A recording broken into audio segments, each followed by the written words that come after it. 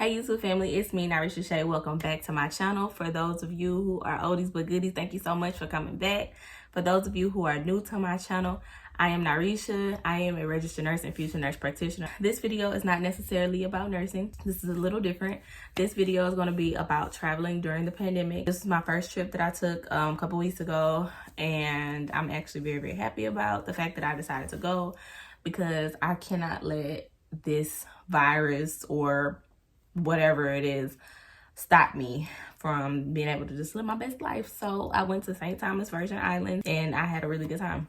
So I'm going to give you guys I'm gonna give you guys some tips on traveling during the pandemic. And not only that, but I'm also going to talk to you guys about the things that I've experienced and the things that I felt was like yays and nays, of course, and do with this information as you will. But ultimately, I do want to say to everybody that's new to my channel, please feel free to subscribe. Like I said, I talk about all things nursing, but I'm starting to kind of just branch out at this point. I like to talk about different things. But yeah, let's get started. I'll be putting pictures and videos and things like that up so that I can show you guys what I mean when I say what I'm saying, okay? All right, so biggest thing about traveling during the pandemic is making sure that you understand what it is that these other countries are requiring of you. So very first thing I will say is that for the United States Virgin Islands, you need to go to the US Virgin Islands government portal. Basically, it's going to be telling you about the travel restrictions, what they expect of you. And it's going to be like a whole list of things. And it's also going to show you some little cool things that you can do while you're out there. It's just the regular government page, and I'll put it over here. And I'll kind of also post down below what the website is exactly so you guys can type it in.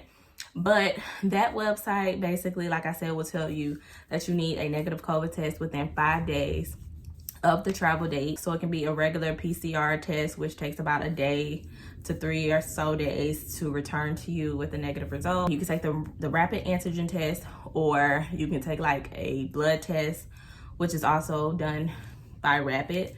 And those are the 3 things that they will accept. And then of course, you'll wait until you get your results. And then this actual page will direct you to another page, which is the US Virgin Islands travel portal. And you'll scroll all the way down to where you click next. And then it'll kind of give you something to read over and make sure that you understand that you will be uploading a COVID test, a negative COVID test. So don't go to that page until you find out your test results. So you go to the original US Virgin Island government page to make sure that you're following guidelines to travel there first.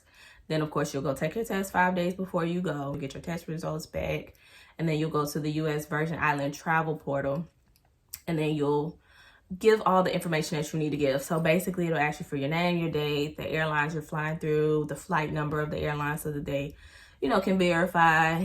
And then at the very end, it's going to ask you to upload test results. So you upload your negative test results, they'll send you like an email. Somebody's going to be checking your stuff soon. So expect to hear something back within a few hours to 24 hours. I think military personnel are looking over the information that you send just to verify that it is a negative COVID result.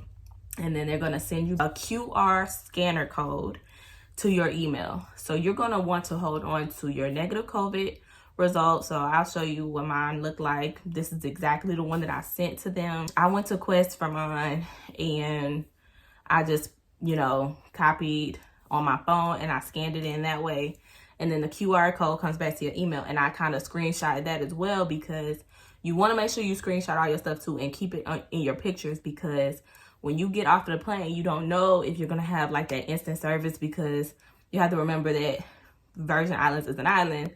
And you want to make sure that your phone company kind of like catches up with everything.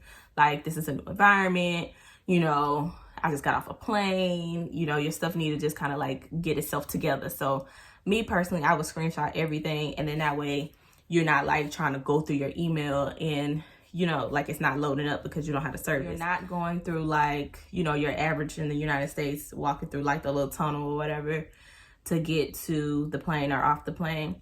You are literally climbing down some stairs. So one thing I would recommend, if you are trying to bring like a carry-on bag that's actually really heavy, you might want to reconsider. Just put the stuff just check your stuff in, okay? So they have a few stations set up, maybe like 5 or 6 stations set up, and they'll ask you to go all the way to the end, and then, you know, other people kind of just follow behind. You'll walk up to one of the little stations, and they're going to ask you for your identification card, and they're going to ask you for the QR code. So they're going to scan the QR code first and make sure that your name matches what's on your ID, and then they let you go through the inside of the airport. The airport is so small, you guys, very, very small. And then as soon as you get your bags off to the right hand side, you're going to be able to go and get into taxis.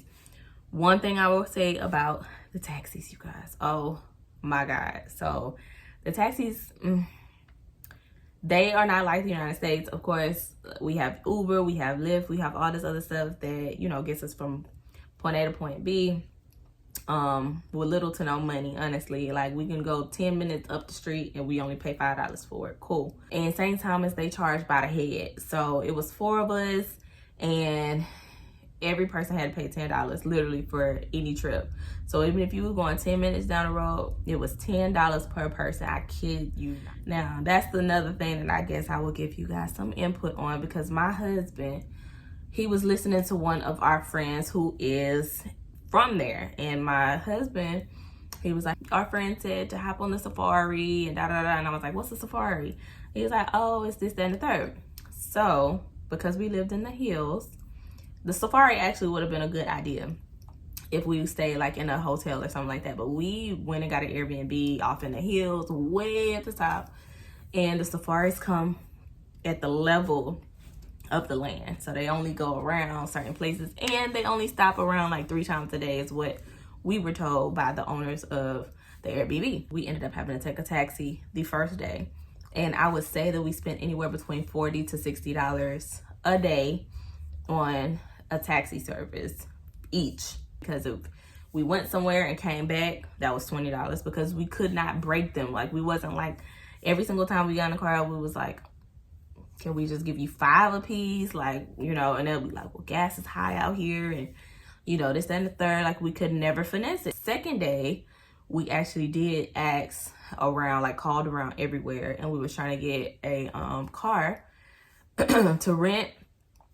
That wasn't happening. So we just kind of just figured, okay, well, this is the average amount that people would pay anyway while they're on trips. However, I would have liked to spend that money that I was spending on taxis on other things, like, you know, some of the local clothes and stuff like that. But I will say, together, me and my husband spent about $1,500, so it wasn't bad. That was between us paying for our flight, the Airbnb, and everything else was on food and getting back and forth with the taxis, and of course we did an excursion as well. So yeah, that was it. The taxis, like I said, was just a no-go for me. If I had to say anything to anybody, it would be definitely to make sure that you have a rental car already set up for you, and you can get that situated. You can enjoy yourself a little bit better, but there are hills everywhere. You're very, very, very, very, very high up. All I remember was when people would go up, it'll be like up, circle, up, circle, up, circle. And then they were like so steep. So I would have been scared to drive a car any damn way. But now that I wouldn't say like I know the roads like that, but now that I've been, I feel like I can kind of, you know, finagle it. Ultimately, it was very nice, you guys. When I say the food was amazing, the food was amazing. The drinks were good. When I got the drunkest, it was because I was drinking me some Hennessy, some white Hennessy at the crib with some Coke. Okay, Hennessy and Coke is always gonna go. And I was just like, all right, cool. But the food was great. My favorite place was the French Bistro. Was so good. I had all kinds of food when I was out there. We did the conch. We did everything. The jerk chickens and stuff like that. Like, on point. Really, really good. Everywhere you turn, because it's the Caribbean. There's jerk this, jerk that, or blackened this, or blackened that. And just try your best to go with some local food. There's a lot of stuff on the menu, things that you probably never tried. Try it. I promise you, you will not be disappointed. You just gotta try new things. If you go into a different country, that's one of the main things, is try different foods, and then you'll be able to say what you did not like and what you did. We did go on a few excursions, but one of the favorite ones of mine was the kayaking. So you kayak, you do a hiking tour, and then you come back and you do snorkeling. They give us a little background on the hermit crabs. Very, very good excursion, y'all. Honestly, I didn't end up doing the snorkeling part, you guys, because I blew my back out. I ain't blew it out bad, but I had like a spasm on my right side.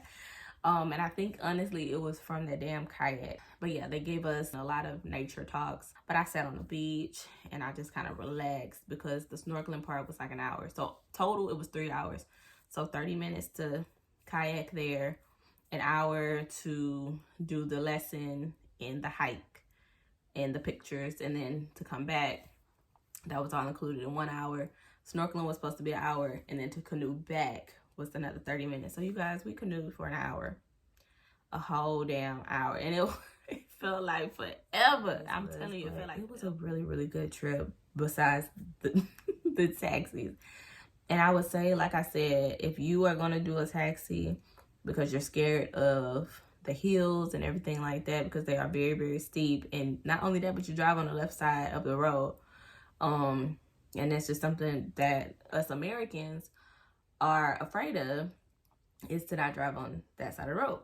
But yeah, it's very, very important that you kind of just pay attention to everything that you're doing and your surroundings. You're not in the United States, so other than that, that's one of the biggest things I'll take away from it. When leaving, they ask you to be at the airport within 3 hours before, because they kind of just send everybody out around the same time every day. So I don't know exactly when flights end or stop, but I know we ended up leaving at 4 p.m.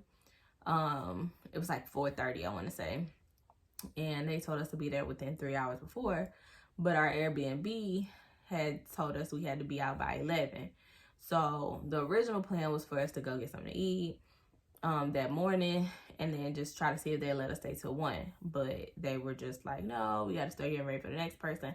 Which, by the way, they did not follow the rules of the Airbnbs, because since the pandemic, I'm reading on Airbnb websites that they prefer that you wait 24 hours until the next people come. Because I mean, yeah, I was negative 5 days ago, but what if I caught COVID 2 days ago? You know what I'm saying? Like, and then you bring in somebody else in there. So I didn't really like that. But you know, I feel like most of the hosts should be as accommodating as possible. But when you have somebody leaving and coming right back in, that's the way they make their money. So I get it. But like 1 day in between, like, you can't lose that much. There's no way you losing that much money. But to each his own, because I don't know how well a person can clean in 3 hours before somebody else has come. But it is what it is. Ultimately, like I said, between 2 people, me and my husband spent in total about $1,500. It wasn't horrible. It wasn't bad at all, because that's what you should expect. And like I said, that was with the flight, the Airbnb, the food, and the taxis, and, you know, the little random things we picked up for family and friends or whatever. But yeah, it was a really good time. I really do appreciate everything about it. It wasn't horrible. You do have to wear your mask into restaurants, but once you're seated, you can take your mask off. You have to wear your mask the whole time you're on your flight. You have to wear your mask when you get into the vehicle of the taxi. Fortunately, we were able to keep our same taxi guy the whole time. He was amazing. I was able to text him whenever we wanted to be picked up or whatever. A few times we would ask him to just wait on us, and he was like, I'll wait on you free of charge, whatever. I'll stay in this area. And, you know, every morning I'd be like, hey, can you come pick us up? We want to go eat breakfast, and He'd be like, yeah, I'll be there in 10 minutes.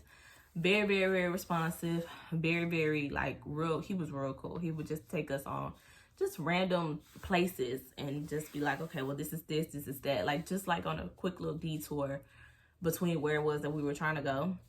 Or like if we was coming from somewhere and trying to get back to the Airbnb, he'd be like, if y'all don't mind, like, I'll show y'all my town or whatever. And we was just like, you know, do it. That's fine with us. But I had a really good time. Traveling during the pandemic is a little hectic, I won't lie, but it's worth it. Once you get to where it is that you're going, it's really worth it. You're able to just like relax and chill, and, you know, just, you can still see the world. The world has not really shut down as much as we think it is. Actually, it's opening back up. So go out there, do what it is that you want to do. I will be making more videos like this because I will be traveling more. And yeah, It is what it is. But if you guys have any questions that I did not mention in this video, please comment down below. I will be heading out now, and I will talk to you guys at a later date. Like I said, for those of you who did not follow me yet, go ahead and follow me. Subscribe. I'll talk to you guys in my next video. Bye.